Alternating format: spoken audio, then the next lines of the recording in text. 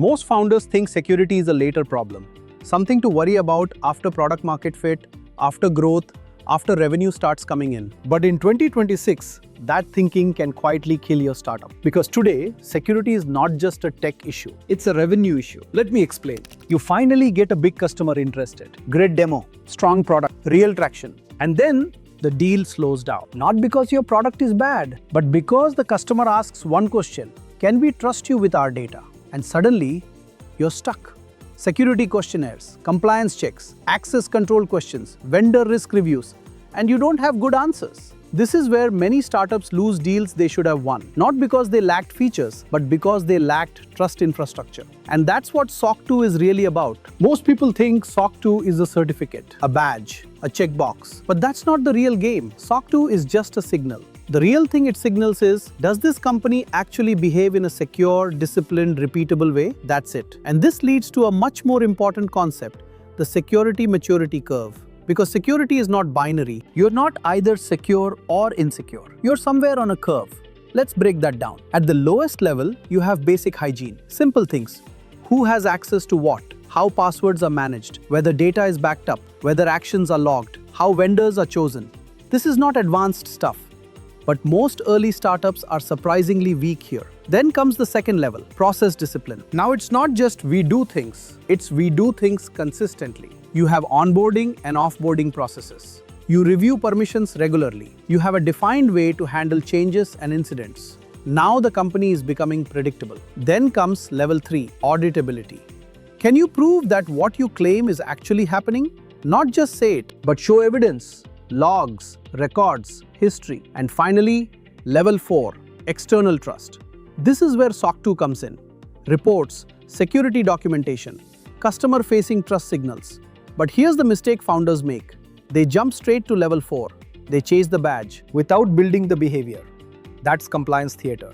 And it fails the moment a serious buyer asks deeper questions. So the smarter approach is simple. Build real security maturity first. Then formalize it. Now let's talk about when security actually becomes urgent. Because not every startup needs SOC 2 on day 1. But many need it earlier than they expect. Security becomes critical when you start selling to mid-market or enterprise customers. You handle sensitive data. You build AI products where data usage is unclear, or deals start getting blocked by security reviews. That's the signal. Not your internal timeline, but your buyer's expectations. Because buyers are not just evaluating your product, they are evaluating risk. If your product creates uncertainty for them, they won't buy, no matter how good it is. So what should you actually do? Let's make this practical. Step 1. Identify your trust threshold. What are customers asking you today? Where are deals slowing down?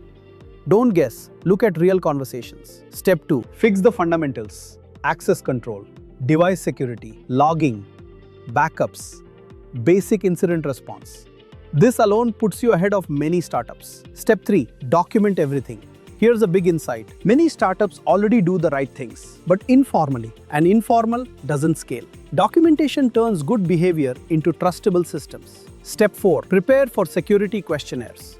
Because this is where time gets destroyed. If every deal requires writing answers from scratch, your sales cycle slows down massively. Smart startups build a standard answer library early. And step 5. Only pursue SOC 2 when it actually unlocks revenue. Not for vanity, not because other startups are doing it, but because it will close deals faster, increase buyer confidence, or unlock bigger customers. Now let's talk about the economics of this, because security often feels like a cost. Tools, audits, policies. But that's the wrong lens. Security maturity actually creates value in 3 ways. It shortens sales cycles, it reduces internal chaos, and it prevents expensive mistakes later. In other words, it pays for itself. Now let's talk about buyer psychology, because this is where most founders misunderstand the game. When enterprises evaluate you, they are not just asking, is this product useful? They are asking, is this company safe to depend on? Your champion inside the company needs to defend you. Procurement needs to trust you. Security teams need to approve you. And if your answers feel weak, the deal dies quietly. This is why security is not just technical, it's emotional. It reduces fear, and trust wins deals. Now let's look at common mistakes. First, treating security as a future problem. This turns it into a last-minute panic. Second, chasing compliance without real practice. Looks good on paper, fails in reality. Third, overbuilding too early. Heavy processes, slow small teams. Fourth, no clear ownership. If security belongs to everyone, it belongs to no one. And finally, ignoring vendor and AI risk. Your stack is part of your risk surface. If your vendors are weak, you are weak. So here's the operating model you should follow. Think of security as a habit, not a project. Do small, consistent things. Review access regularly. Update documentation. Track incidents. Maintain clarity. Because security compounds over time, and startups that build it early move faster later. So let's bring this home. The goal is not to become a compliance-heavy company overnight. The goal is to become a trustworthy company step by step. And here's the most important rule. Don't build security for where you are today. Build it for the next customer you want to win, because that customer will expect more. And if you're not ready, you won't even get the chance. In startups, product gets attention. Growth gets headlines. But trust is what closes the deal. And security is how you earn it.